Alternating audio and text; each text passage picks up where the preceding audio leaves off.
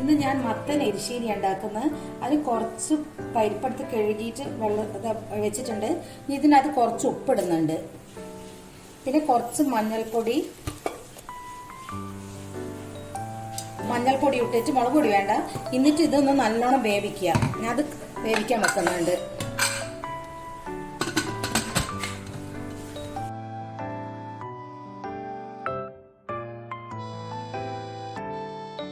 ആ മത്തം വേവുന്ന നേരം കൊണ്ട് ഒരു 3 പച്ചമുളക്, ഒരു 4 ചെറിയ ഉള്ളി എടുത്തിട്ടുണ്ട്, കുറച്ച് ജീരകം, അതിൻ്റെ അപ്പുറം കുറച്ചൊരു പിടി തേങ്ങ ഇടുക.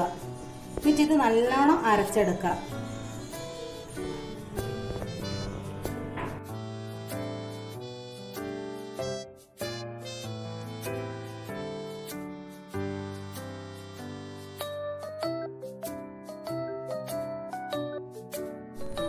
മൊത്തം വെന്തിട്ടുണ്ട്.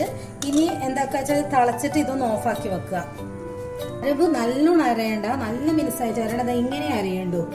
ഇത് നേരത്തെ അരച്ച് വെച്ചതാണ്. ഈ ഒരു ചീഞ്ചട്ടി വെച്ചിട്ട് അത് വെളിച്ചെണ്ണ ഒഴിച്ചിട്ട് കറിവേപ്പിലയും കുറച്ച് തേങ്ങ ഇട്ടിട്ടുണ്ട്. ഇത് നല്ല മൂക്ക വറക്കണം. ഇതൊന്ന് നല്ലോണം ഒരു ലൈറ്റ് ബ്രൗൺ കളർ ആവണം. നല്ല ടേസ്റ്റ് ആയി കറി കൂട്ടാന്. എരിവ് കൂടുതൽ ഉണ്ടാവൂല. മുളക് പൊടി ഒന്നും ഉണ്ടാക്കുന്ന എരിവ് കൂടുതൽ, പക്ഷെ ഒരു കുറച്ചൊരു മധുരം, കുറച്ച് ലൈറ്റ് എരിവായിട്ടായിരിക്കും ഉണ്ടാവുക.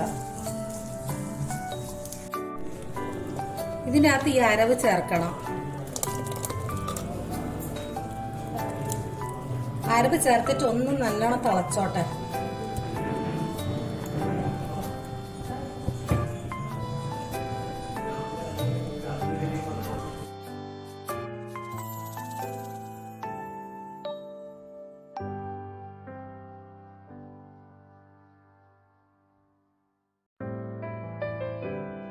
ഇത് തിളച്ചിട്ടുണ്ട്. ഇനി ഇത് ഇറക്കി വെക്കാം.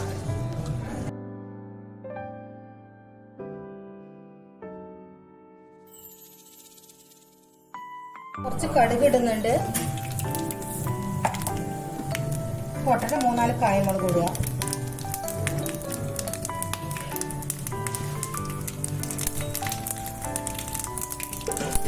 ഓഫാക്കട്ടെ.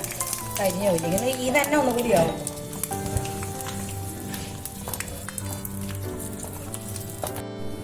ഈ തേങ്ങ വറവ് ഇതിലേക്ക് ഇടുക. എന്നിട്ട് ഒന്ന് ചെറുങ്ങനെ തിളച്ചട്ടെ. നല്ല തിളച്ചതാണ്. ഒന്നുകൂടി ചെറുങ്ങനെ തിളക്കട്ടെ. ഈ തേങ്ങേൻ്റെ ഒരു ചോയൊക്കെ വരണമെങ്കിൽ, ഈ വറവിൻ്റെ ഒരു ചോയ വേണമെങ്കിൽ ഇതൊന്നുകൂടി തിളയ്ക്കണം. കുറച്ച് കറിവേപ്പില ഇടുക.